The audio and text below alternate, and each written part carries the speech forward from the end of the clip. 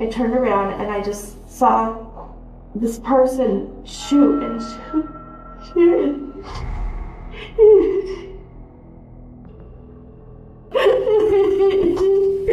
The woman you see here is 47-year-old Jennifer Faith, visibly devastated by a terrifying incident she and her 49-year-old husband, Jamie Faith, experienced in broad daylight. They were just an ordinary couple out for a walk with their dog when tragedy struck. Jennifer's husband was shot about 7 times right in front of her. But Jennifer had no idea that her interrogation would uncover far more secrets than she ever intended to share. And with that, the sinister killer would finally be revealed. This guy killed your husband. How do you know that? Because I have proof. I didn't know he killed my husband. I still don't know that he killed my husband. I wouldn't do that. Why would I do that? And that's the question I have for you. On October 9th, 2020, Jennifer and her husband Jamie stepped out of the house to take their dog for a walk in the Oak Cliff neighborhood in Dallas, Texas. But what was supposed to be a peaceful time for the couple was about to take an ugly turn. Seemingly out of nowhere, a man wearing a blue mask suddenly appeared and unloaded his gun, firing multiple shots at Jamie. Officers who arrived at the scene shortly after reviewed CCTV footage from the area and spotted a black pickup truck leaving the vicinity. The license plate wasn't visible, making it difficult to identify the driver.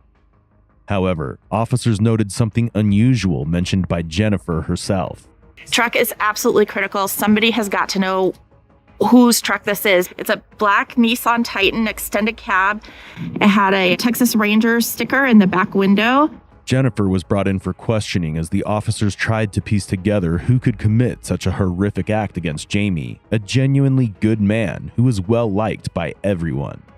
Have you guys had any issues with anybody since you've been here? Any disagreements and arguments? Yeah, it's so stupid, not arguments or anything. There's a dog down the street that we've reported twice and it's been removed from their home and they keep getting it back, but the dog would always be out and attacking us.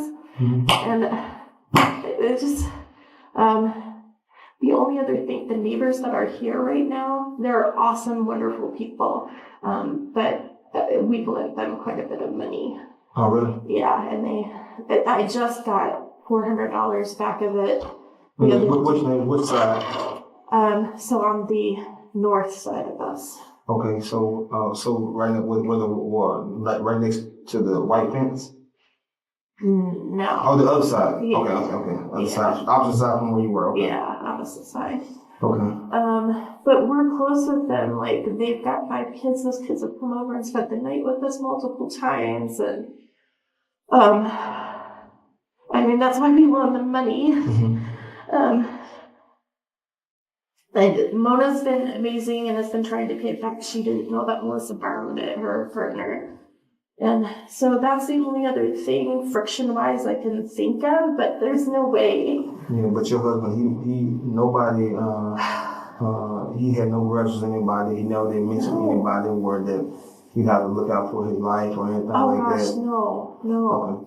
It was well established that Jamie has no known enemies. A fun-loving man and an American Airlines manager, he was deeply adored by the neighborhood, often acting as a father figure to the local children. Yet, a man like him was shot multiple times. This clearly was a targeted act of hatred, but Jennifer seems completely unaware of the motive behind it. You were walking southbound. Yes. Towards Clarendon. Yes. And that's when you saw or heard somebody. I heard running. You heard running? I heard running. And then I thought, because he's always behind me, he stays and closes the door and stuff, and then kind of, it's the way the sidewalks are. He's always behind me when we walk. And I thought maybe he was doing something goofy back there. We were goofing around this morning anyway, and so we were giving each other a hard time, and I thought maybe he was, I don't know, like fleeting thought, I thought, what is he doing back there? And then I heard a shot. And then I turned around and I just saw this person shoot and shoot.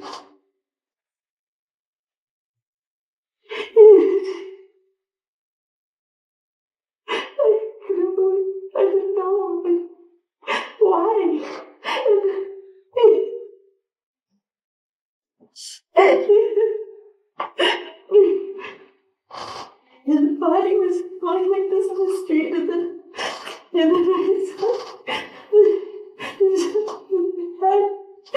So was your husband like this? Did your husband say anything to him? No, I don't know. I think I was yelling no. I think he did the same thing. It just seemed quiet. That's all I remember are the shots. And several shots? Well, a lot of shots. 5, 6 maybe, I feel like. Mm-hmm. And he just kept going. And I'm like, this is stopping.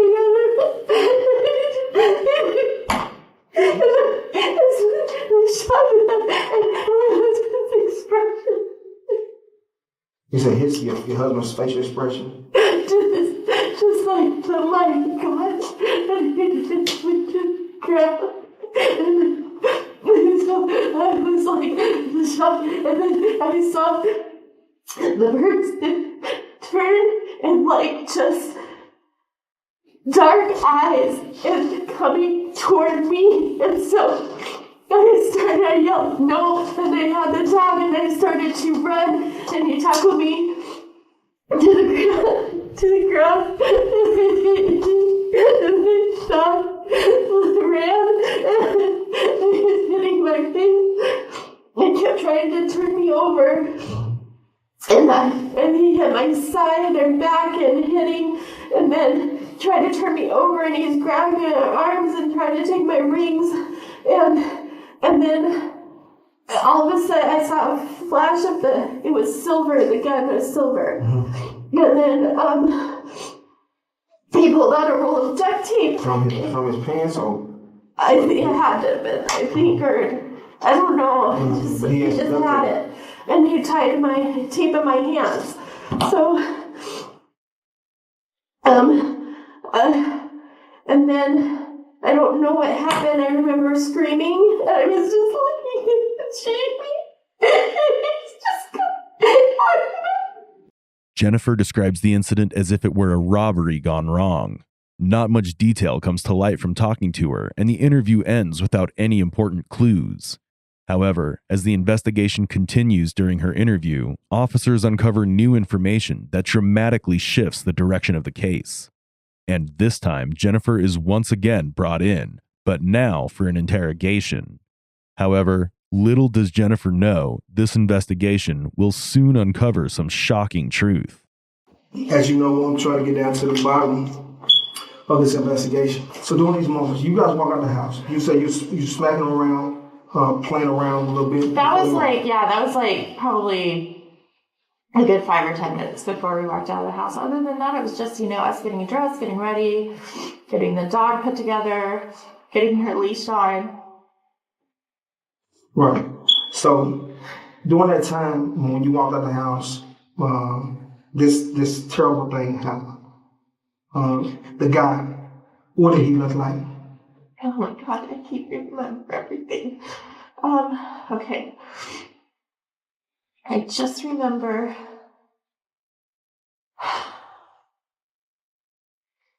all I can really remember are his eyes, the black eyes, like just black, like not like in color, but like the pupils were really dilated. I remember a bright blue mask, like electric blue color mask. Okay. But where did you see him go afterwards? Okay, so So I know when you first go ahead. Yeah.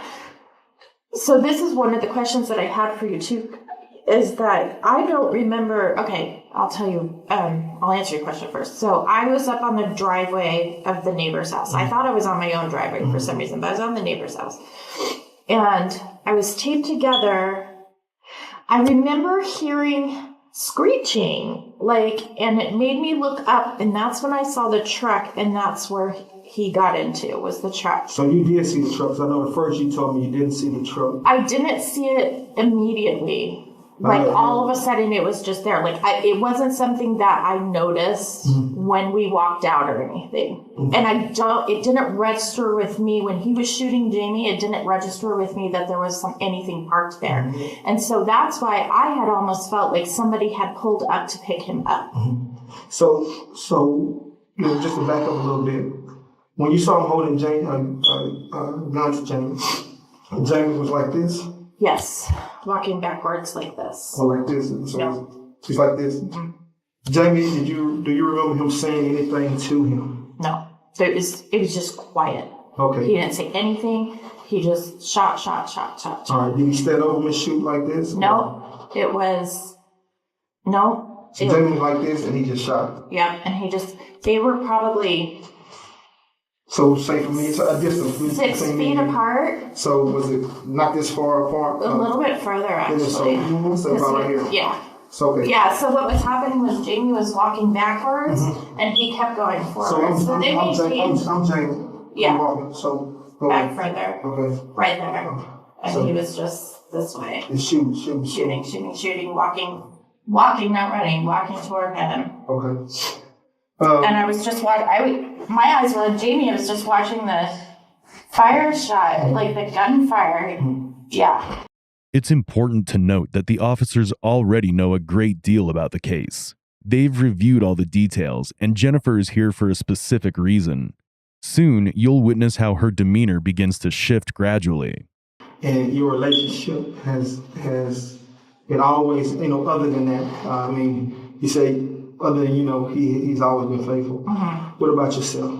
I've always been faithful. So, and that's what I'm saying, we want to make sure, Jennifer. Yeah. Okay. So there's nothing, I mean, if there were anything, I mean, that's where we can, hey, I need to know, you know what I mean? I know. Because these things you think about, you're just walking outside your house. Right. Somebody comes and, kills your husband. Right. I've thought about that too, that maybe it was somebody associated with me. Yeah, and as far as you haven't had any kind of, relationships, any dating anybody over the phone, anything? No.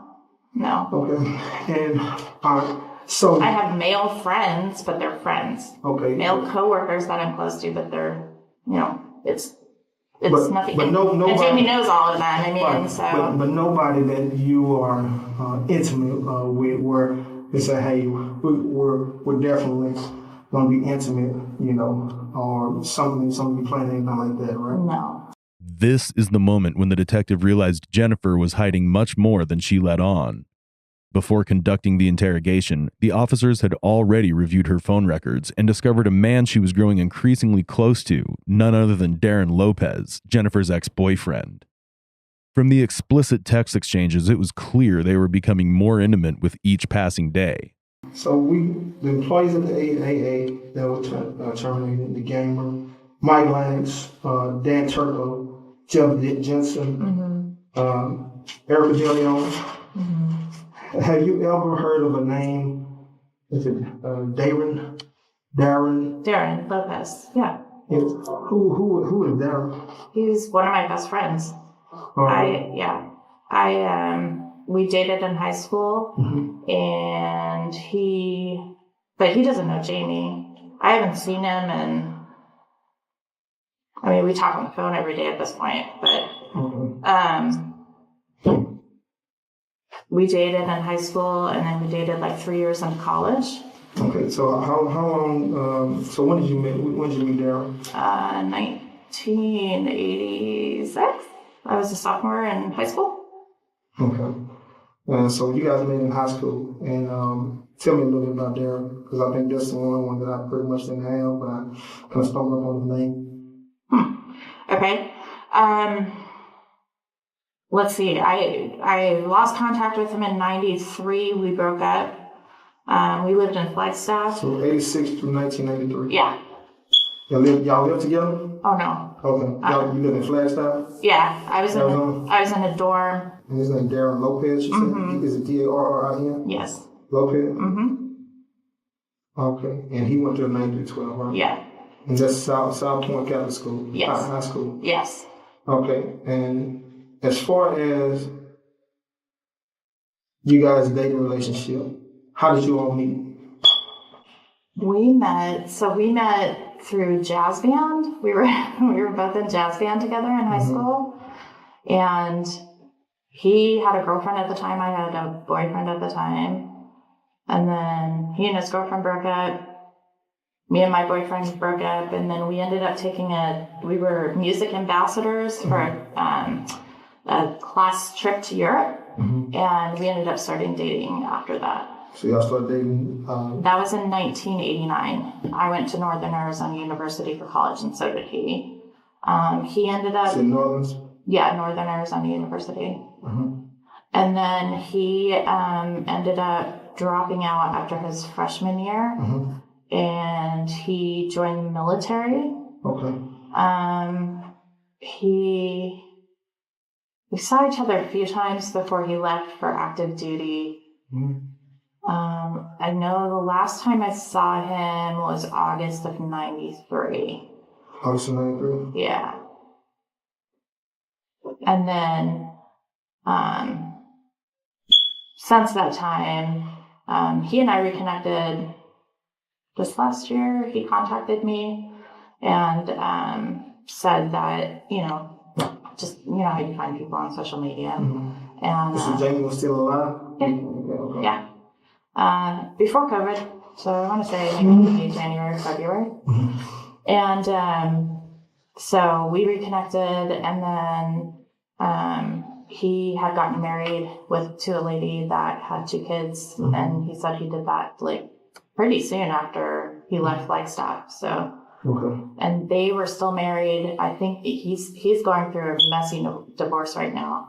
The relationship between Darren and Jennifer is now out in the open, but that's only part of the story. Jennifer admits to talking to Darren frequently, but avoids sharing details about their conversations. Meanwhile, the detective remains patient, observing how far Jennifer will go to conceal what he already knows. At the moment, Jennifer is being casual about her relationship with Darren, but very soon, more secrets are about to come to light. When did you guys start actually just communicating a lot? Pretty much right away. So after Jamie had passed away, got killed? Oh, but even before that. So yeah. And Jamie knew about him and everything. We had talked about all getting together and stuff, and so they could meet. And question, so he never met Jamie? No. All right, but you had communication with him? Yes. All right. But I haven't physically seen him either.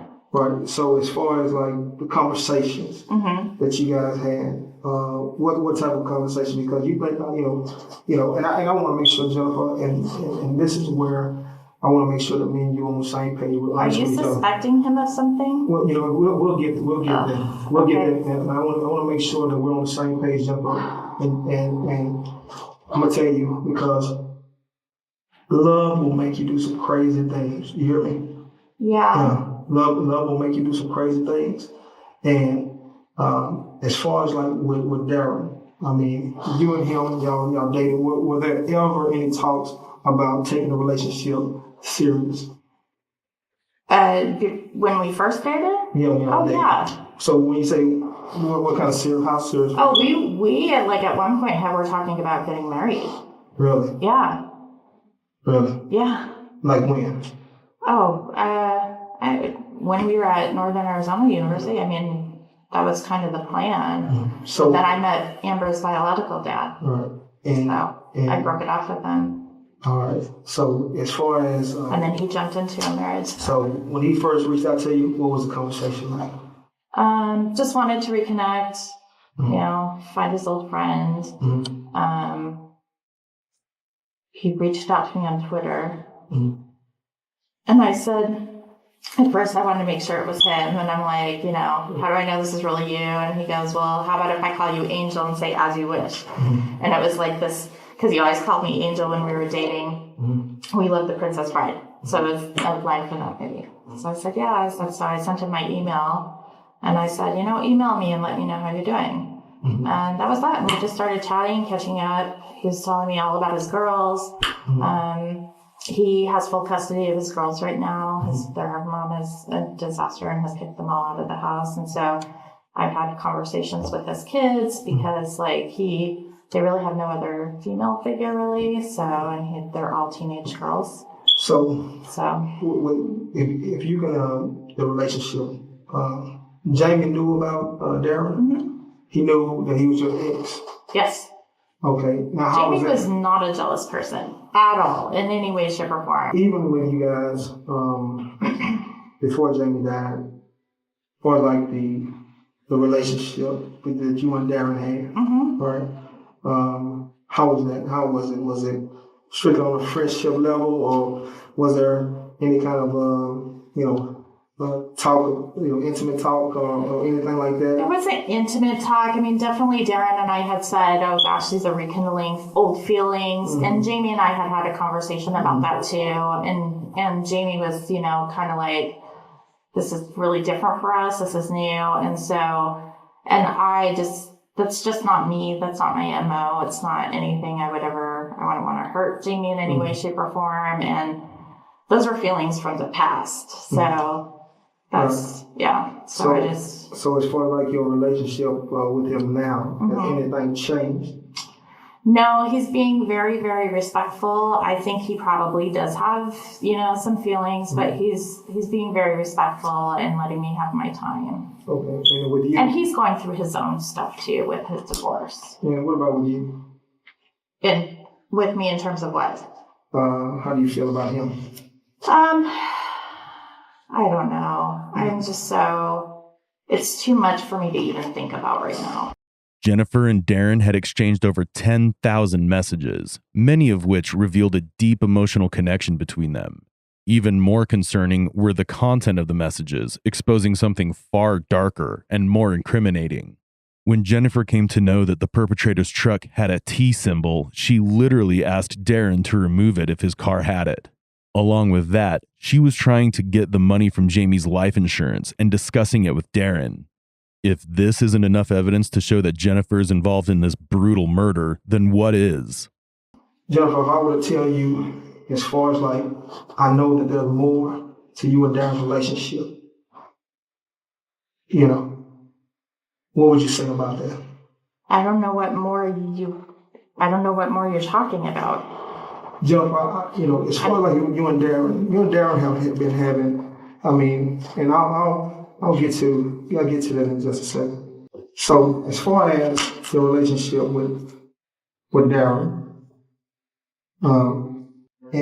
that's what I call an investigation. And we got to be on the same page, Jennifer. Yeah. And I need to make sure that you're honest with me, because I feel that you're telling me some things, but at the same time, I feel like that there are a lot of things that you're leaving out. And me personally, in my heart, I believe that you knew what happened that day. I really do.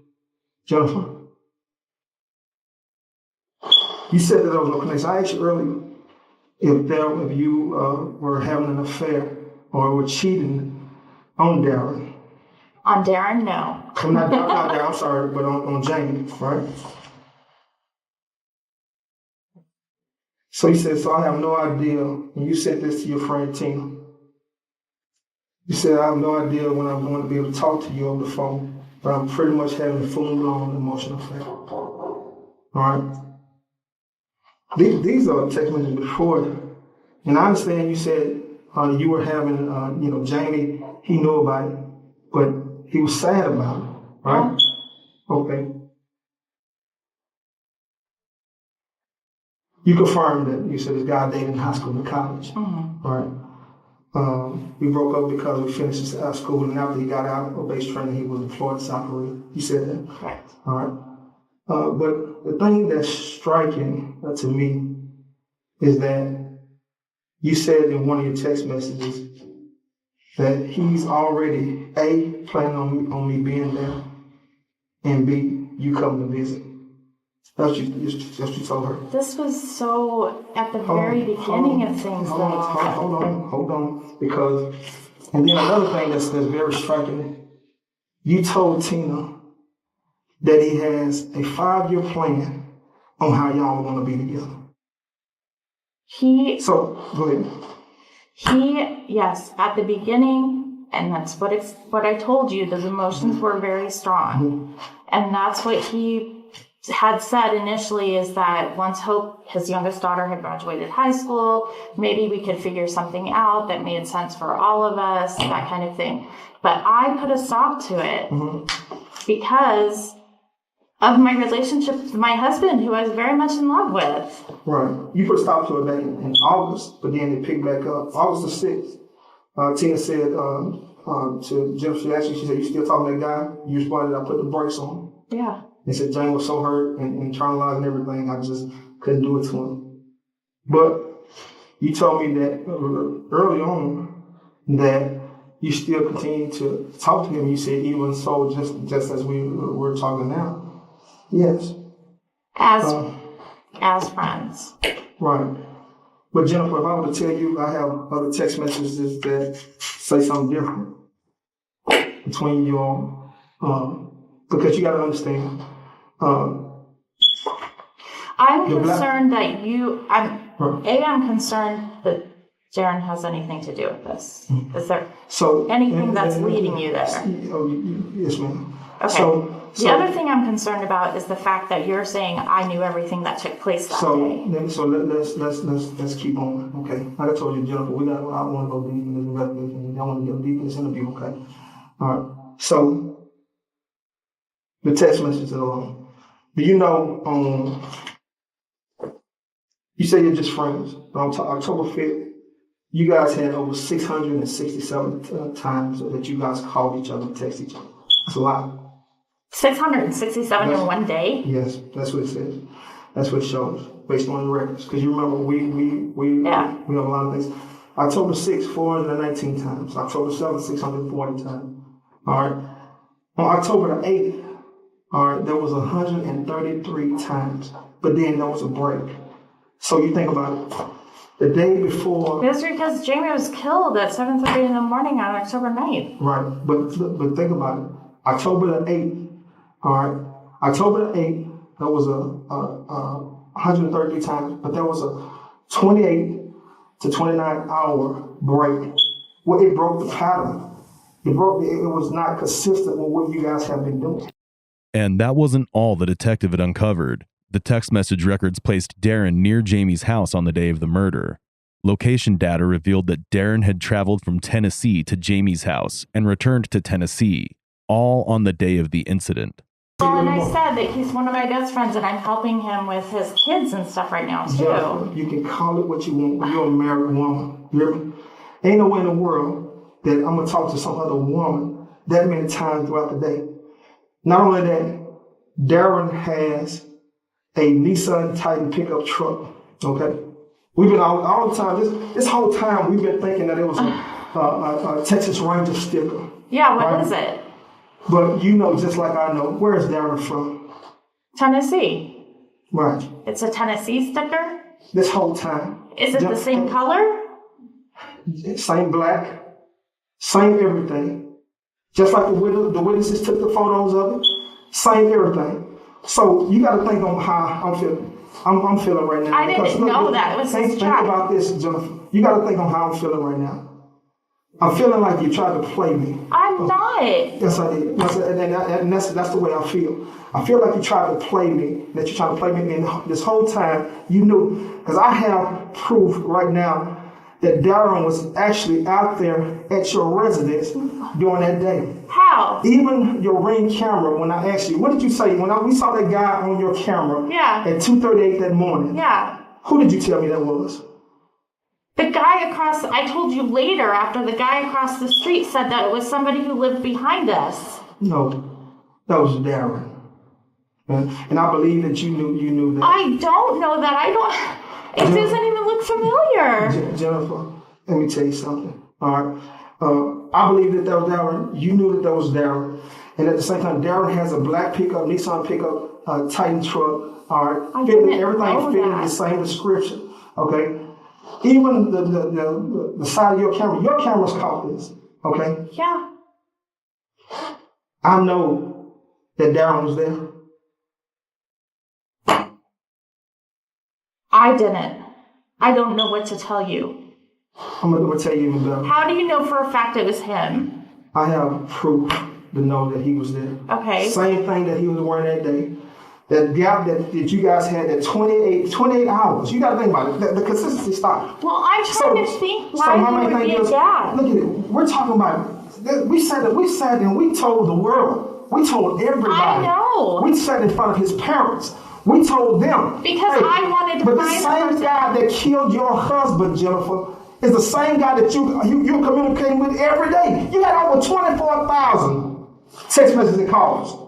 24,000. I don't work. He's retired. We talk throughout the day. Jennifer, besides the point, this guy killed your husband. How do you know that? Because I have proof. And guess what?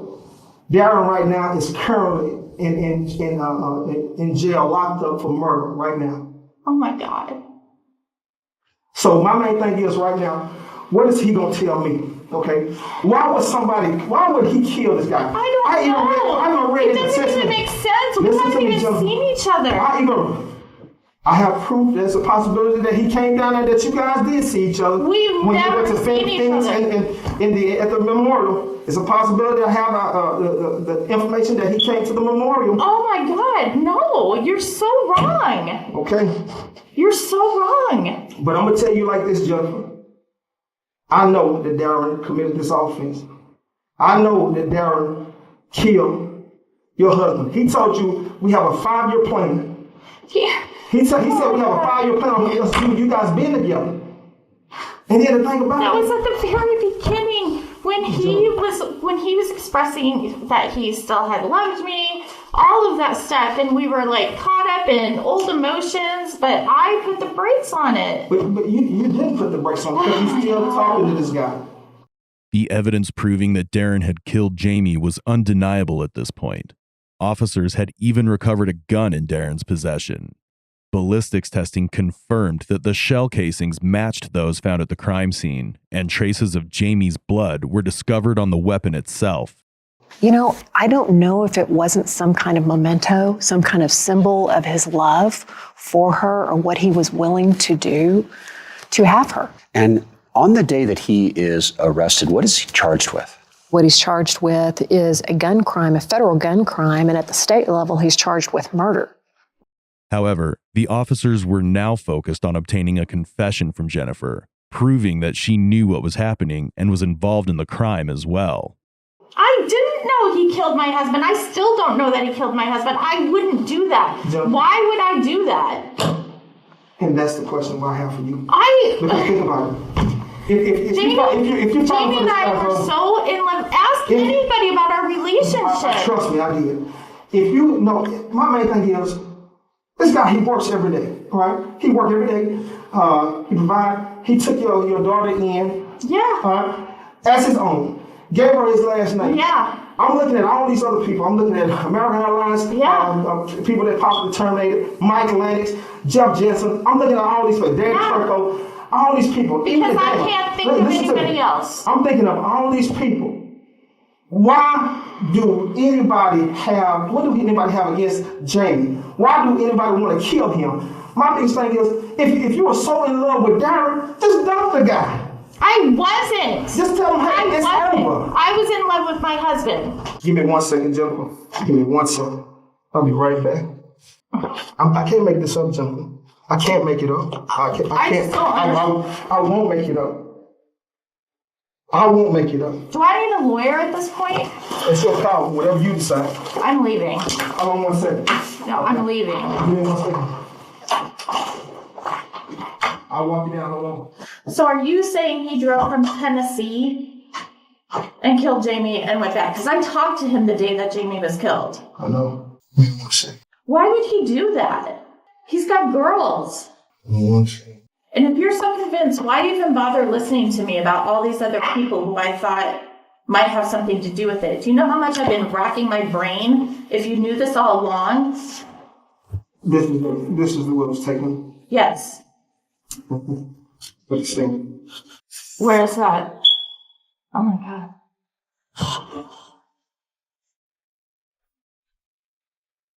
Where is this?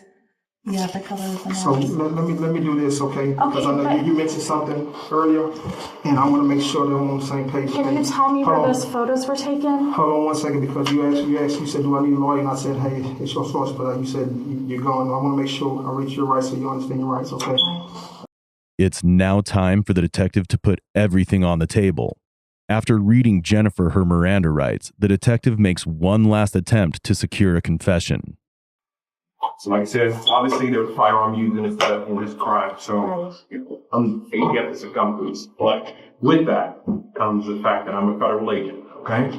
So if you lie or mislead me, right, that means you send us down a course that makes us go chase gooses or something like that.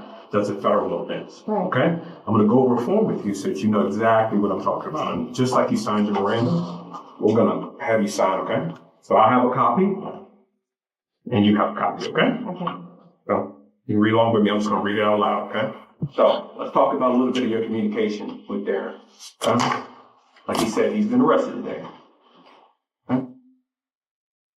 So tell me about your communication. Now you say you text him and you call him. Is that it? That's it.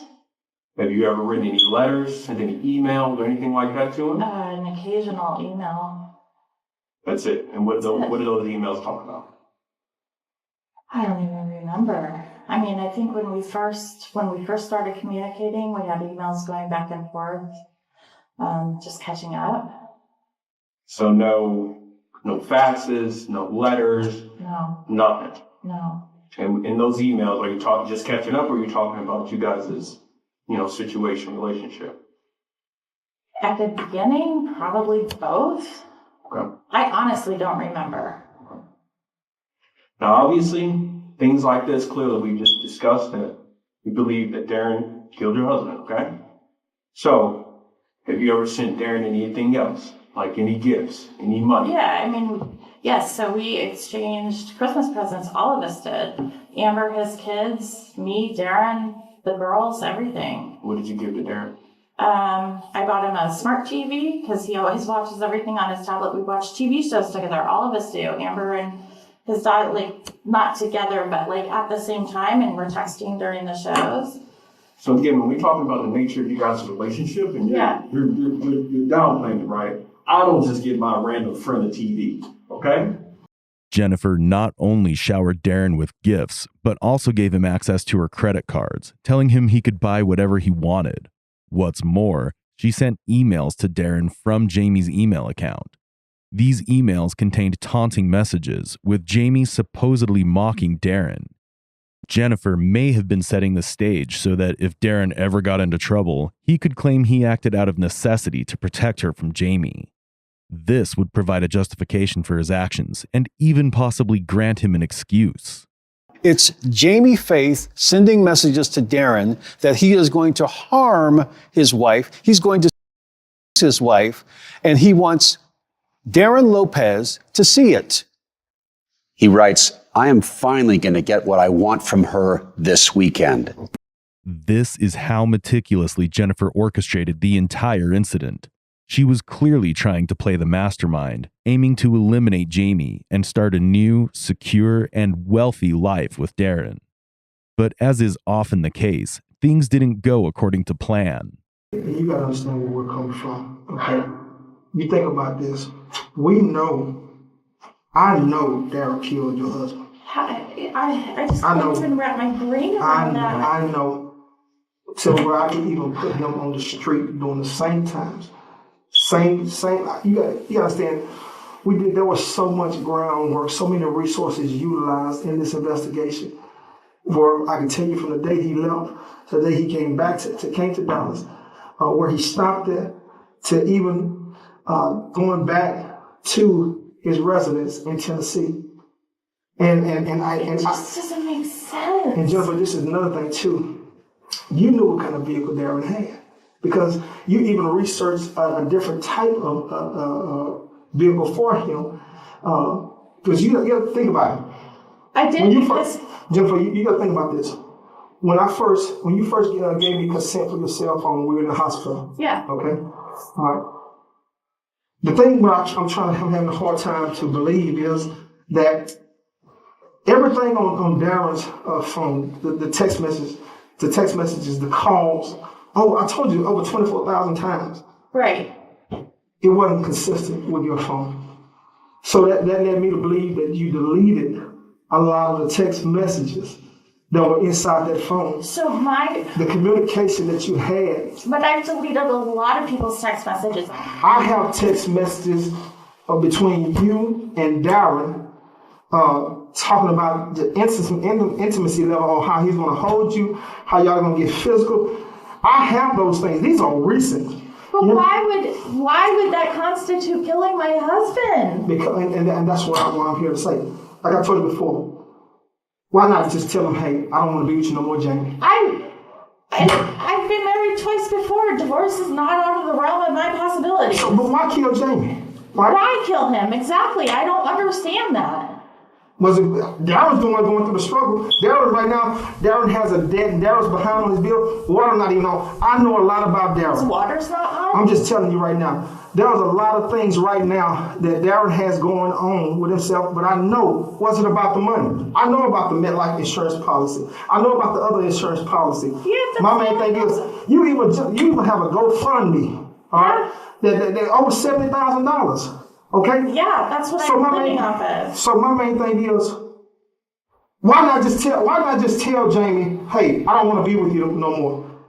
But me, the way it's looking, because The life insurance policy is a drop in the bucket compared to what Jamie made every year. That's like, okay. if you're thinking that's a motive, you're barking up the wrong tree. But I'm just saying, so what is the motive? There isn't one. Not on my end. Why kill the guy? Why, you know what I'm saying? Oh my God. When you just say, hey, easily dump him. Because we know that Darren's in a financial bind right now. So that, I mean, this is your high school sweetheart. Jennifer, this is your high school sweetheart. This is the guy that you dated in high school. This is the guy you dated in college. And I broke it off with him. And this is the guy that you told Tina that you guys were planning on getting married. But guess what? He ended up leaving off. I'm out. You see what I'm saying? I need to We were talking. Okay. Interview's done. Okay. Hold on 1 second. We'll walk you out. Give me 1 second, okay? The detective was unable to extract a confession from Jennifer despite overwhelming evidence pointing to her involvement. However, with the mountain of evidence against her, the outcome was inevitable. Finally, on June 21st, 2022, Jennifer was sentenced to life in federal prison for orchestrating the murder of her husband, Jamie. So what do you think of the case? Was Jennifer the real mastermind, or had Darren manipulated her to do so?